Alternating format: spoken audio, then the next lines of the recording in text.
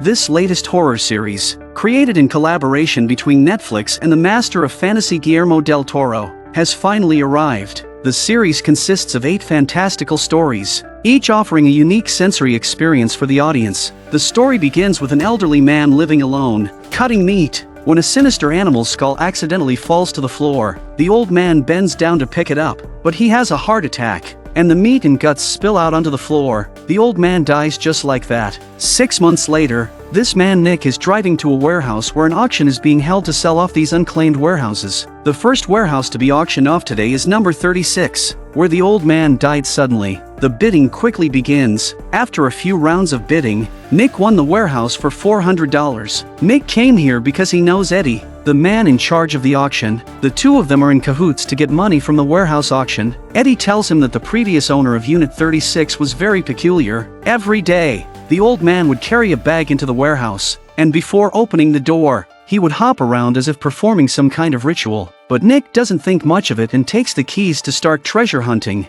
At that moment, an elderly woman arrived, hoping to pay the 2 months' rent she owed, only to be told that the storage unit had already been auctioned off, and the buyer was Nick. Amelia begged Nick to return the photos stored in the unit, but Nick flatly refused. Nick even demanded $1,000, which Amelia couldn't afford, leading to a heated argument. Ignoring Amelia, Nick headed to the warehouse, opened the door, and found it filled with a mountain of furniture. The narrow space made him wonder why this warehouse was so much narrower than the one next to it. Nick began clearing out the warehouse, finding mostly junk, but some of the furniture and gold items seemed quite old, so he loaded the valuables into his car. As soon as Nick stepped outside, he was confronted by his creditor, who not only smashed his car window but also hit him on the head. Knowing it was the day to repay his debt, Nick didn't resist and tended to his wound alone. Nick then hurriedly drove to an antique shop, thinking the candlestick was the most valuable item, but the shop owner, Agatha, wasn't interested. Instead, Agatha was intrigued by a wooden table among the items. Agatha explained that it might be a spirit board and, as she touched the carvings, a hidden compartment opened. Inside were 3 ancient books, though their value was unknown. Agatha then asked someone who knew what they were doing to come and take a look. This man, Roland, arrived soon after, and he recognized at once that this was a table for seances, for summoning all sorts of demons. The 3 books excited Roland even more, and he immediately offered $10,000 for them. It turned out the books taught how to summon demons and make deals with them, though the rarest and most valuable 4th volume was missing. According to legend, the 4th volume is destroyed in flames after completing a deal with a demon, unless the demon is betrayed by the human and fails to claim its due reward. Roland hopes Nick can help him find the 4th volume, promising a check for $300,000 if they succeed. Desperate and at the end of his rope, Nick is naturally tempted. On the way to the warehouse, Roland tells Nick the story of the owner of Warehouse 36. This man was incredibly wealthy and had moved to the United States after World War II. Legend has it that he summoned a demon, and in his madness he allowed it to possess his sister Dottie. Nick, uninterested in the rumors, simply listens. They arrive at the warehouse and start searching through everything again, but find nothing. At this point Nick accidentally found the other end of the warehouse wall is hollow. There is a partition in the middle. No wonder this warehouse compared to other warehouses are much smaller. When Nick opens the partition, a foul stench hits them. Roland, holding the candlestick, warns Nick not to touch anything or speak, as supernatural entities might be present. Nick ignores these warnings. Roland, steeling himself, enters the hidden space, finding a room lined with crosses. What kind of evil could require such extensive measures to contain it? As they reached the end of the warehouse, a dried-up body appeared in front of them. It was the owner's sister, Dottie. Dottie, possessed by the demon, has been trapped in this confinement for so long that her head and hair have fused with the floor tiles. The demon is hiding inside Dottie's hollowed-out head, but the greedy Nick saw the 4th book right across the street and ignored Roland's advice and walked right over to it, breaking the formation in the floor. At this moment, Nick did not know that he had already made a big mistake. The demon emerges from the withered body, transforming into a monstrous creature resembling an octopus. The creature quickly devours Roland. Suddenly, the book in Nick's hands bursts into flames. The demon escapes the warehouse, chasing after Nick. Fortunately, Nick knows the labyrinthine layout of the warehouse well and quickly finds an exit. As he believes he's finally safe, he discovers the door is locked, and Amelia, whom he refused earlier, is waiting outside. Nick desperately pleads with Amelia, offering to return everything from the warehouse, but Amelia silently adds another lock to the door and walks away. Darkness envelopes Nick, and a monstrous roar echoes behind him. Terrified, Nick rushes to the switch, seeking the safety of the lights, but as he turns, the creature is already upon him. This man's name is Masan, and at this moment, he is groping the body of a beautiful female corpse. Finally, he finds a gold tooth. Masan excitedly pulls out his pliers and, after much effort, extracts the gold tooth, but it slips from his hand and falls into the coffin. Masan reaches in to retrieve it and suddenly lets out a scream, his hand now covered in blood. It turned out that a mouse had ruined his plans. After a hard night, Masan arrives at the pawnshop, thinking he had collected a good amount of silverware, but after the owner, Hans, examines it, it turns out to be the cheapest tin. Masan is a cemetery caretaker who, due to his gambling habits, has accumulated a large debt, leading him to target the bodies for valuables. Recently, his luck has been terrible, and he hasn't been able to pay his debts for months. Masan believes this is due to a rat infestation in the graveyard, with newly buried bodies being stolen by rats. But Hans doesn't believe him, so he gives Masan a week, and if he doesn't pay up, he's going to end up in a coffin and be the one who gets robbed. Masan hurries to town to seek help from a friend. Dooley is a mortician who handles the bodies of the town's elite, and Masan hopes to find some gold teeth on one of the corpses. Initially, Dooley refuses until Masan offers him a bottle of an addictive substance. They go to the morgue, and Masan finds the body of an important person in a private room. Seeing the gold teeth, Masan thinks he's struck it rich, but Dooley stops him, pointing out the corpse's high status. At that moment, the deceased's wife arrives to pay her respects, forcing them to hide in a corner. She mentions burying a priceless sword gifted by the king with the body, making Masan ecstatic. That night, Masan lies in bed, planning to dig up the body before the rats get to it, but when he looks up, he sees a tail hanging from the ceiling. Curious, he reaches for it, and countless rats suddenly fall from the ceiling.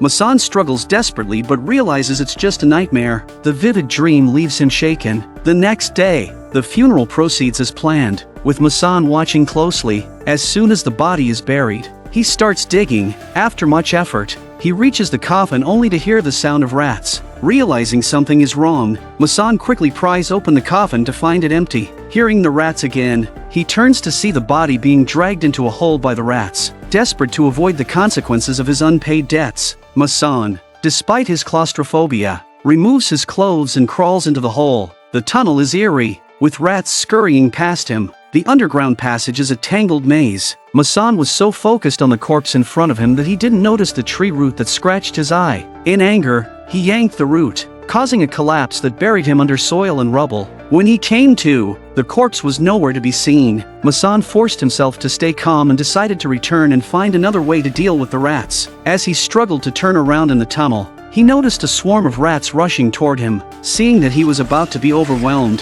Masan pulled out his pistol and fired. The loud bang scared the rats, causing them to scatter, but when Masan looked closely, he realized he had shot through his own foot. His agonizing screams echoed through the tunnel. Not far away, a rat seemed to be watching him with a smug expression. Unable to bear it, Masan shot the rat, turning it into a bloody mess. At that moment, a growl echoed through the tunnel. Masan grabbed his flashlight and searched for the source. Finding a giant rat lying nearby, the flashlight's beam caught the giant rat's attention, and Masan quickly hid, but he was still in a state of shock and curiosity. He looked in the direction of the giant rat again, but found nothing in front of him. Was it another hallucination? As he turned around,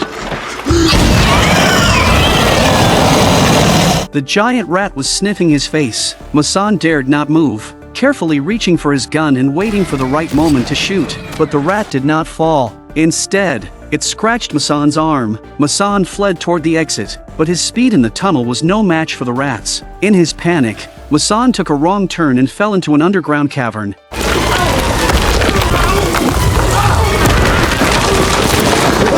Surrounded by human bones, the rats had stored their stolen bodies here. Initially, Masan was terrified, But as he calmed down, he realized he had found a treasure trove. Masan greedily stripped the jewelry from the bodies and looked around. The place seemed like a cult gathering site. A lavish necklace on a dry corpse's neck caught Masan's eye. As he moved forward to take it, the corpse began to growl and suddenly bit off Masan's ear.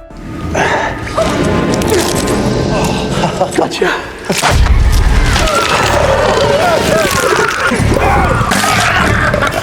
The intense pain brought Masan back to his senses. He threw off the legless corpse and frantically climbed toward the upper hole, praying for divine intervention. Finally, Masan reached the hole's edge, but before he could catch his breath, the giant rat's growl sounded nearby. Masan glanced around, realizing both the corpse and the giant rat were closing in on him. Masan picked up his sword on the ground and was ready to fight to the death, but he was no match for the monster and was instantly knocked to the ground. At the critical moment, Masan pulled a nearby tree root, causing a precarious boulder to fall and crush the giant rat into a pile of bloody mush. But before Masan could catch his breath, a withered hand suddenly reached out and grabbed him from behind. By now, Masan had completely lost his sense of direction, but he noticed a glimmer of light above him. He quickly began to climb toward the light source. Unknowingly, Masan reached the top, only to find a dead end. Upon closer inspection, he realized the light source was merely the reflection off a metal nameplate, which read "Rest in Peace."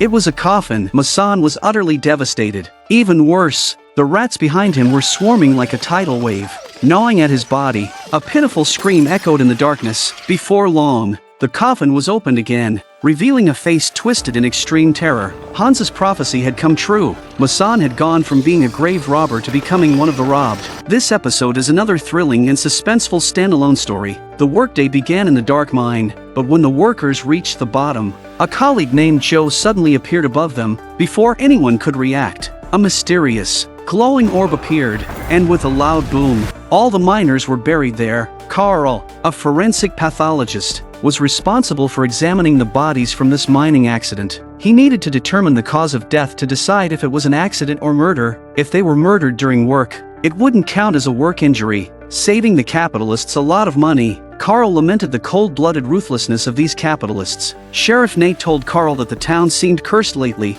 with 6 people disappearing in just 1 month. The police had gone to great lengths to find a single body. Strangely, this body was completely devoid of blood. The body was soon identified as Doherty, a miner from the town, who was last seen at the bar. Doherty had been enjoying his drink when a man caught his attention. It was his long-missing colleague, Eddie. But Joe, looking as if he had amnesia, claimed his name was Joe, not Eddie. Doherty insisted he wasn't mistaken. Seeing no point in further argument, Joe suddenly fixed a dead stare on Doherty, muttering words that seemed to have a hypnotic effect, compelling Doherty to follow him out of the bar. When Doherty was found again, he was a corpse. Following this lead, the police went to Joe's house but found it empty. Nate discovered a business card for Eddie in Joe's drawer and a furry orb on the floor that baffled everyone. The officer decided to take the orb back to the car, with so much evidence pointing to a connection between Doherty's death and Joe. Nate quickly ordered the mine to be sealed off and prepared to apprehend Joe. Shortly after they arrived at the mine, Joe appeared, his target being the strange orb. Seeing the place swarming with police, Joe ran into the mine. Just then, the shift change elevator had just descended, and Joe, without hesitation, jumped onto the top of the elevator. Soon, a loud explosion echoed from the mine. This was the scene from the beginning. So many mysteries could only be unraveled once the autopsy report was completed. They then went to the morgue. After giving Carl some instructions, Nate left, planning to return in the morning. Carl prepared his tools and recorder and began his work. After a thorough examination, he found no signs of burns on the body, effectively ruling out a bomb attack. Just then, Carl suddenly heard a man's urgent voice in his ear. Run. Get out. Now. However, as a staunch atheist, Carl ignored it and began the autopsy on the second body. There was a small hole in the chest that led directly to the heart. When he opened the chest cavity, he found there was not a drop of blood inside. The same was true for the third body. This bizarre situation unsettled even Carl, who had been in the profession for many years. Still, Carl mustered the courage to walk into the morgue, but the scene before him left him utterly stunned. Joe, who was supposed to be a corpse, suddenly sat up and then heavily fell to the ground, watching the corpse move towards him with an eerie gait. Carl backed away in terror, dropping his scalpel. Joe picked up the scalpel and brought it towards his own mouth. Suddenly, a few tendrils flashed, and Joe regained the ability to speak, revealing his true identity. It turned out to be a creature from an alien planet, surviving by parasitising in the bodies of the natives of different planets. The creature had no senses of its own and relied entirely on its host. Blood was its source of energy. Carl grabbed the scalpel to fight back, but the alien used mind control to knock him out instantly. When Carl awoke, he found himself naked and strapped to the operating table. It turned out that Joe's current body was too severely damaged, so the parasite needed to extract its true form and transfer it to Carl's body. This process required a lot of energy, so the officers arriving the next morning would be his first meal. With those words, Joe calmly cut open his own body, revealing his true form, a creature resembling an octopus. Carl watched in horror as the creature crawled onto his chest. Joe picked up the scalpel and made an incision in Carl's body to allow the creature to enter. Soon, the creature left Joe's body completely, during which it lost all sensory input. Carl tried to stab the creature with the scalpel but couldn't quite reach. Seeing the creature about to succeed in parasitizing him, Carl decided to trap it inside himself forever to prevent it from harming others. Since the creature depended on its host's senses, losing hearing and sight would make it impossible for the creature to find a new host. Taking a deep breath and enduring the pain, Carl pierced his own ears with the scalpel, then slit his own throat. To ensure he destroyed his senses completely, Carl did not hesitate to stab his own eyes. The creature, busy with the parasitization process, remained unaware. When it finally completed the process, it was devastated to find itself unable to sense anything. The blood flowing from Carl's neck meant he only had a few minutes left to live. To be sure, Carl used his blood to write a warning on his chest. At that moment, the creature truly felt despair. Stacy is a bank teller who has always felt a bit insecure about her average looks. Her female colleagues, on the other hand, are all very attractive, with faces and figures that Stacy can't help but envy. Stacy isn't good at socializing, and her biggest hobbies are hunting and making taxidermy specimens, so she's never been able to fit in with her coworkers. But today, she suddenly received an invitation to a party from her colleague Gina. Gina is extremely popular, dreaming of finally blending in with her coworkers. Stacy didn't dare be careless. She carefully selected a gift and went to Gina's house. At the party, everyone was chatting about risque jokes and the latest plastic surgery techniques, leaving Stacy feeling out of place and sidelined. When it came time to exchange gifts, everyone received a present from Gina, the newly released Aloe Glow skincare cream. As a top-tier skincare product, it was naturally a hit, and everyone eagerly began using it. Seeing her colleagues thoroughly enjoying themselves, Stacy followed suit and applied the cream as well. But it wasn't long before Stacy's face turned bright red, and she had a severe allergic reaction, cutting her party experience short. Back home, Stacy felt frustrated, and by nightfall, her allergic reaction hadn't improved. Instead, her face was itching unbearably. Looking at herself in the bathroom mirror, Stacy felt a chill run down her spine. What she didn't know was that the unused skincare cream was eerily oozing out of its packaging. Oblivious, Stacy turned on the TV, which happened to be showing an advertisement for Aloe Glow skincare products. But the ad was disturbingly strange, with the host's every word seemingly directed at Stacy. Just as she thought it was a prank, the host began speaking directly to Stacy through the TV. The host's words continuously tempted Stacy to use the cream again, promising that doing so would allow her to achieve the life she always dreamed of and fit in with her desired circle. Stacy was worried about having another allergic reaction, but the TV host kept persuading her, saying that she hadn't used enough of the product and that the skin irritation was a normal part of the skin's renewal process. Thinking about achieving the life she longed for, Stacy eventually couldn't resist and called to order a batch of Aloe Glow. The next day, a large package was waiting at her door, filled with jars of the skincare cream. But as the days passed, aside from allergic reactions and unbearable itching, there seemed to be no other changes. In fact, Stacy's skin had begun to ulcerate. Just as Stacy began to doubt the product's effectiveness, the TV suddenly turned on, and the host's voice came from behind her. Sensing Stacy's wavering resolve, the host once again tempted her. All this pain was just a precursor to her imminent rebirth, he said. If she could endure it to the end, all her troubles would vanish. The host's words were obviously very appealing to Stacy. So, Stacy resolutely walked down to the basement to get another jar of skincare cream, but the jars in the box opened their lids on their own, seeing the cream continuously gush out. Stacy was terrified by this eerie scene and quickly fled back to her bedroom. But the next day, she was thrilled to discover that new skin had grown under her previously ulcerated skin. Keith, seeing his wife driven to madness in her quest for beauty, tried to dissuade her, but by now Stacy was unstoppable. Her mind filled only with visions of her rebirth. Seeing that Keith does not understand her, Stacy angrily went to the basement, and there stood a body made of skin cream. Enraptured, Stacy moved towards it, her eyes filled not with fear but with a greedy desire for beauty and perfection. This body seemed to be made especially for Stacy. Mimicking her every move, Stacy reached out and drew closer to the body, finally embracing it tightly. When Stacy emerged from the basement, she was soaking wet and holding a taxidermy scalpel. Keith was horrified, pleading with Stacy to return to her true self. It's too late, Keith. She's already here. Having lost his last bit of patience, Keith angrily shouted at Stacy, urging her to stop obsessing over her appearance. But by this time, Stacy's mind was already possessed by the devil. Keith thought his wife's emotional outburst was an accident and hurriedly called for help, but Stacy had already come up behind him. 3.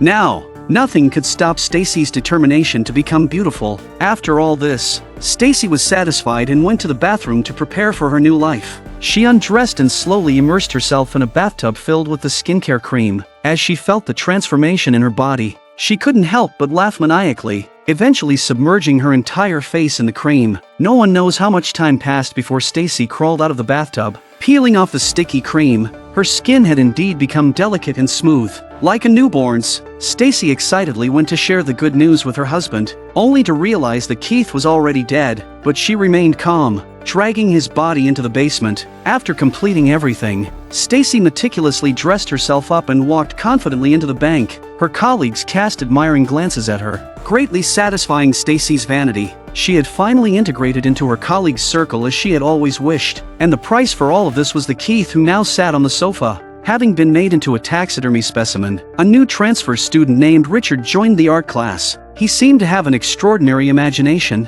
An ordinary model under his brush would become full of tension and vitality. Richard's biggest hobby was sketching in the cemetery in the middle of the night, a peculiar habit that piqued the interest of art prodigy William Thurber. One night, Richard invited William to his home, but when William saw the eerie paintings of various monsters and witches filling the room, the evil and oppressive atmosphere gave him an instant headache. The screams and sinister laughter in his ears seemed to come from hell, making his stomach churn. The next morning, William woke up in bed, feeling as if the previous night's experiences were both real and illusory. It was the day to meet his girlfriend's parents, and William hurried to her house, but he was distracted. He seemed to see things that others couldn't. Trying to calm down, William took a sip of wine, but meeting his future father-in-law made him anything but composed. William's poor performance naturally ruined everything. At this point, William began to wonder if he was affected by Richard's paintings from the night before. When he went to Richard's house to demand an explanation, he found it deserted. Years passed, and William became a successful figure in the art world with a perfect family. But ever since seeing Richard's paintings, nightmares haunted him constantly. One night, William woke up to the sound of loud music downstairs and went to investigate. Pushing open the door, he was horrified to see a group of nobles in medieval attire dining, but the feast on the table was the dismembered body of a man. The nobles all turned to look at William, as if he was the next course. Suddenly, William woke up in bed. It was just a nightmare. Unable to sleep, he went downstairs, drawn to a canvas wrapped in oilcloth. As an art connoisseur, appreciating others' works was his job. So William opened the oilcloth without hesitation. What he saw was a horrifying scene of demons and bloodshed. Richard's work. The sounds in his ears seemed to come from hell. His head felt like it was about to explode, and the knife in his hand turned against him uncontrollably. Just then, Rebecca's voice from behind saved William from his torment. But what he didn't know was that as he walked away, his son James entered the room. The next day,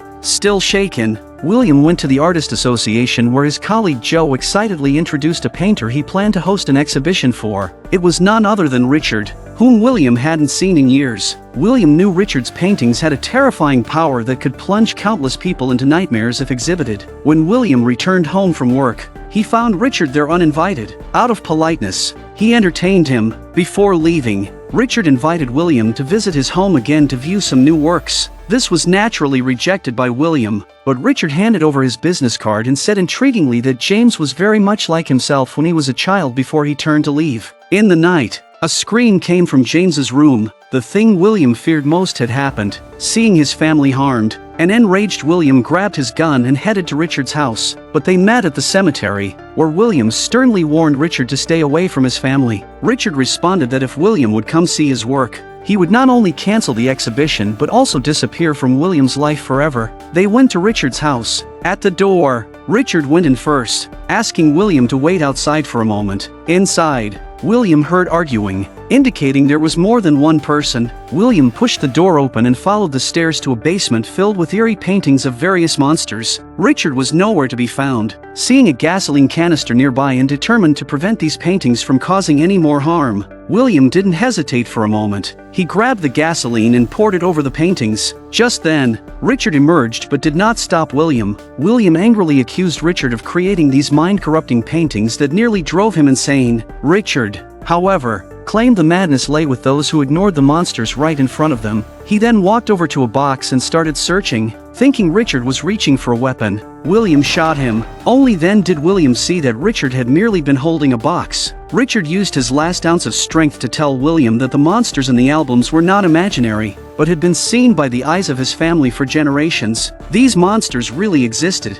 and soon William would encounter them, too. With that, Richard died. William lit the gasoline and knelt beside Richard, wishing to apologize for his rashness. Suddenly, a roar echoed as the paintings burned.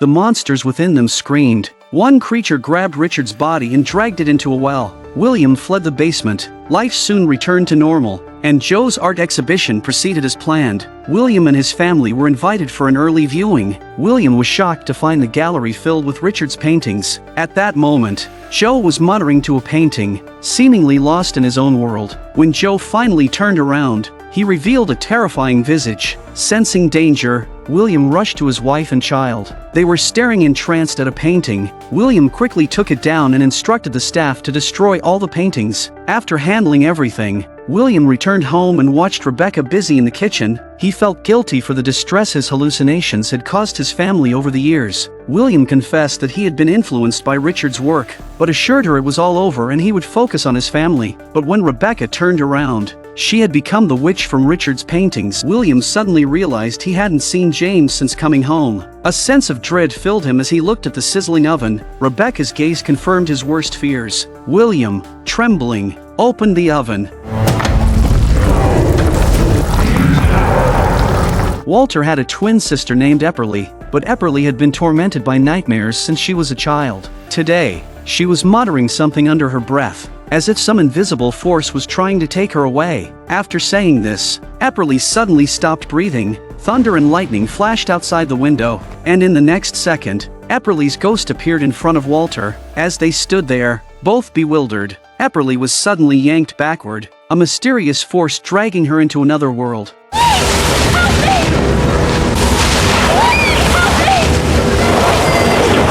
Years passed, but Walter never gave up searching for Epperly. Every day, he sought out genuine mediums. However, all the mediums, like the woman on stage now, merely used cheap tricks to deceive the audience. Walter worked at the Society for Psychic Research, but it wasn't enough to make ends meet, so he also worked part-time as a bartender. One night, Walter overheard two Native Americans discussing another dimension. Sensing an opportunity, Walter quickly followed them, and one of the men seemed to know where his sister had gone. It was a place for souls not ready to leave the world, known as the Wandering Spirits Forest, and he had a way to get there. After taking the last of Walter's money, the man gave him 2 bottles of a potion called Golden Water. Without hesitation, Walter drank it all and soon passed out. When Walter woke up, time in the room seemed frozen, and a sinister passage appeared beside him. Summoning his courage, Walter stepped inside. Suddenly, a vine wrapped around his arm, pulling him deeper into the passage until it released him in the forest. The sight before him left Walter stunned.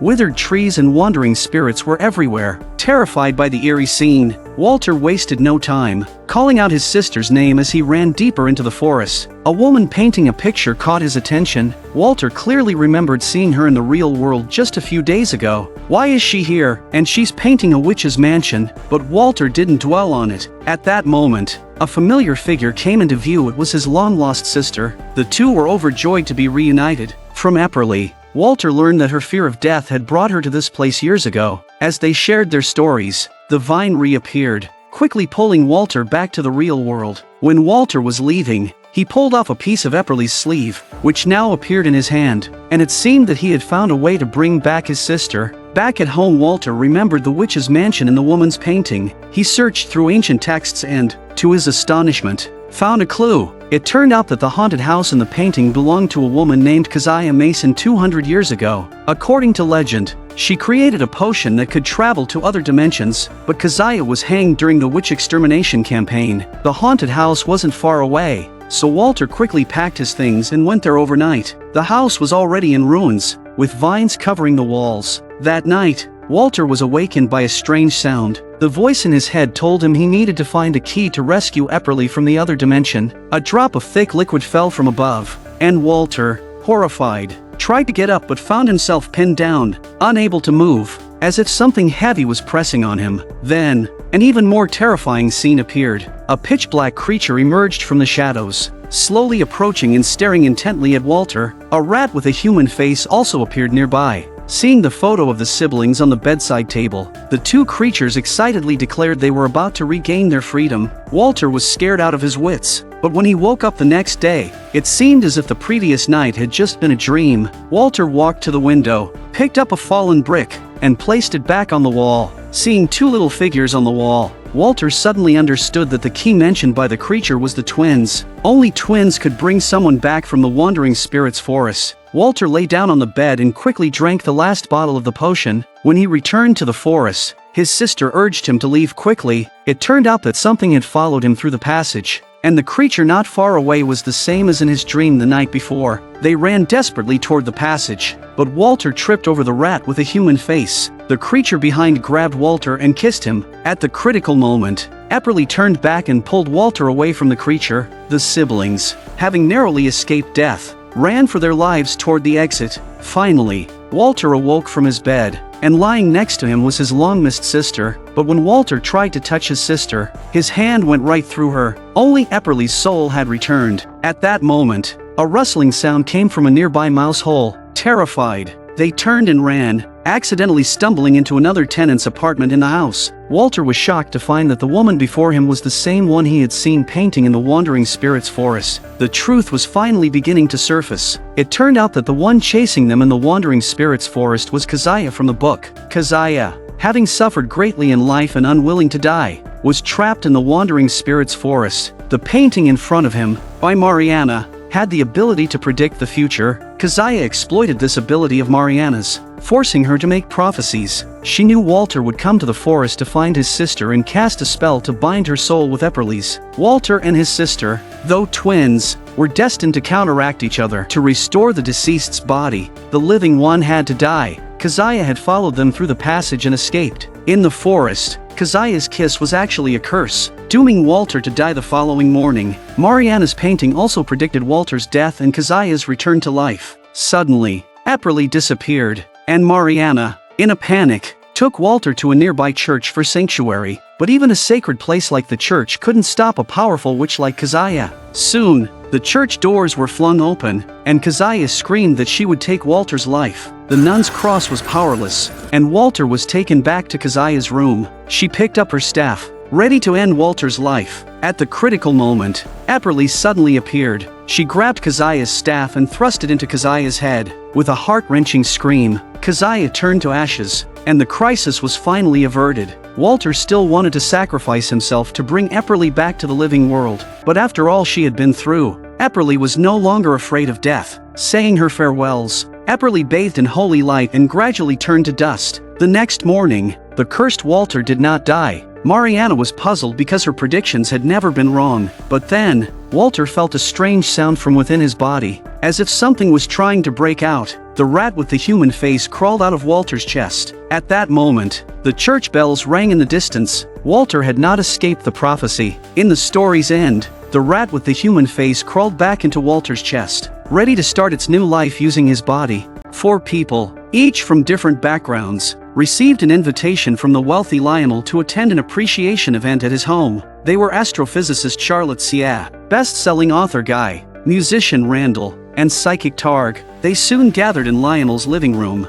but there's a hint of spookiness in the seemingly lavish decor and furnishings. Lionel had thoughtfully prepared each person's favorite drinks and snacks, which helped to slightly ease their tense nerves. Finally, Lionel made his appearance. He grandly opened a bottle of extremely rare whiskey for everyone to savor together. The bottle was just an appetizer, and the anticipation of the evening's collection was high. Lionel confidently announced that this item had cost him immense wealth and effort, and it would be unforgettable for everyone. It might even inspire the novelist and the singer in their creative pursuits. He then led them to the end of the villa. What came into view was a massive black stone that reflected dazzling light on its surface. It possessed both a natural ruggedness and a symmetrical beauty, as if it were not of this world. They all asked what it was. Lionel shook his head and said he had spent half his life trying to understand it. Various scientific instruments had tested it, but to no avail. Perhaps out of nervousness, Randall unconsciously lit a cigarette, unaware that this was a no-smoking area. As Randall leaned in to inspect the stone, the smoke from his mouth was absorbed into it. Suddenly,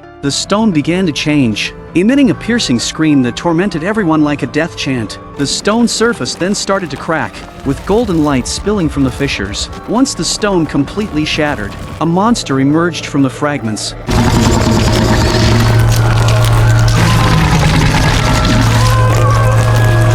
Those in the room were already tortured to the brink by the monster's cries and unable to move an inch. At this time, Tark's face began to melt. Guy's head is in a scream like fireworks exploded like.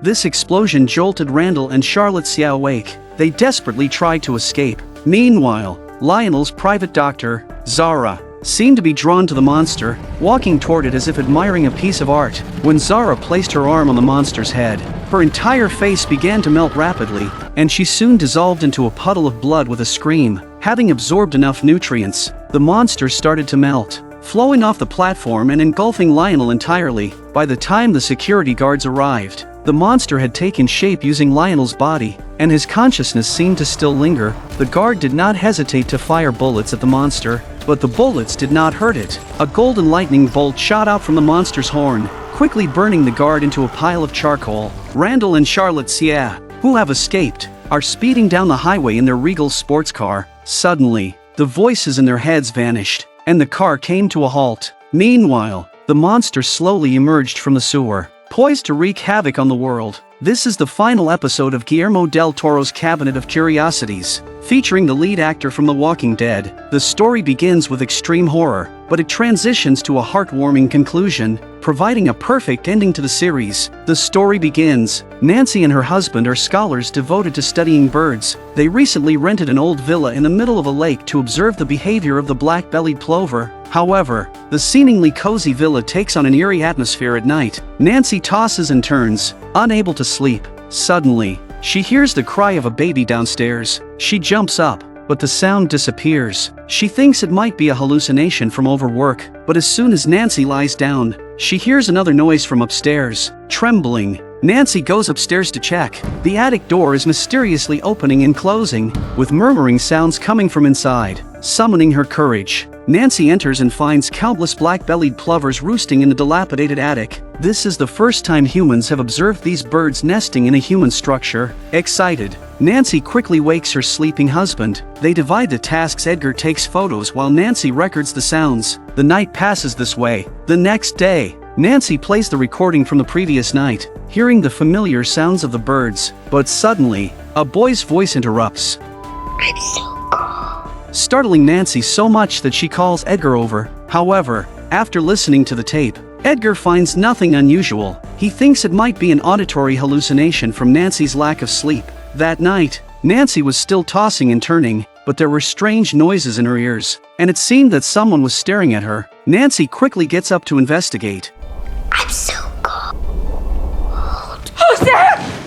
After the strange experiences of the past few nights, Nancy can no longer focus on her work. She begins researching the history of the old house. A piece of embroidery on the table catches Nancy's attention, titled Freedom. It depicts a girl raising her arms to release black-bellied plovers. However, Nancy feels no sense of freedom from the piece, only a longing to break free from a cage. Nancy also finds several letters on the floor, written by a scoundrel to his mistress, promising to abandon his wife and elope with her after the war, but ultimately abandoning his pregnant mistress instead. Edgar, however, is very unhappy with Nancy's recent behavior. Their child had died a year ago, and in that year, Nancy never mentioned it or shed a single tear. Edgar had hoped that this isolated place would allow them to work and heal, but Nancy seemed more concerned with other people's affairs. Their relationship had hit rock bottom, but only Nancy knew the real reason for her insomnia. Every night, she dreamt of their dead child, only to wake up and find the child gone again. This repeated torment of gain and loss left Nancy feeling broken.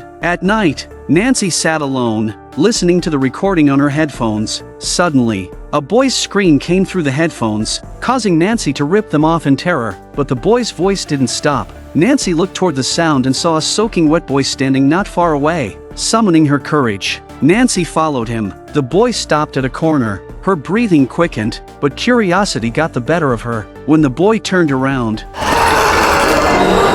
the next day, Mr. Greaves arrived to deliver supplies to the couple. Nancy stopped Mr. Greaves to ask about the previous occupants. She learned that the woman abandoned by the scoundrel, Claudette, had lived here before. Claudette's family felt ashamed of her out-of-wedlock pregnancy and had abandoned her and her child in this lake house. Soon after, news came that the boy had drowned, and Claudette committed suicide. Seeing Mr. Greaves' hesitant demeanor, Nancy suspected that the child's death was connected to his mother. Unable to sleep, Nancy went to the attic and sang a lullaby to the birds. A gust of wind blew open a nearby window, and the mysterious boy finally appeared, crying as he walked downstairs. Nancy quickly followed, finally seeing the boy's face, but he seemed to be avoiding his mother. Suddenly, Nancy heard a woman's angry scream behind her. The woman rushed at Nancy, who quickly hid in a nearby room. The pounding continued. Nancy covered her ears, screaming for the woman to spare her. Finally, the noise stopped. Looking at the poor boy in the corner, who had done nothing wrong, he kept asking his mother to forgive him. Nancy remembered her own dead child. She opened her arms, wanting to embrace the boy. Trembling, the boy stepped out of the shadows and finally decided to rush into Nancy's arms. But as soon as he touched the sunlight outside the window, he changed into a shadow. Upstairs, the woman's screams echoed again. Nancy rushed to the attic. The woman was the boy's mother, Claudette, looking at her hands in horror as if she had just done something terrible. Claudette then turned and jumped from the attic without hesitation. When Nancy reached the ground floor, there was nothing. It was as if nothing had happened. A flock of black-bellied plovers circled around Nancy as if summoned. When the birds flew away, Nancy felt a release like the theme of the embroidery. Nancy then picked up the walkie-talkie, wanting to open her heart to her husband and start a new life together.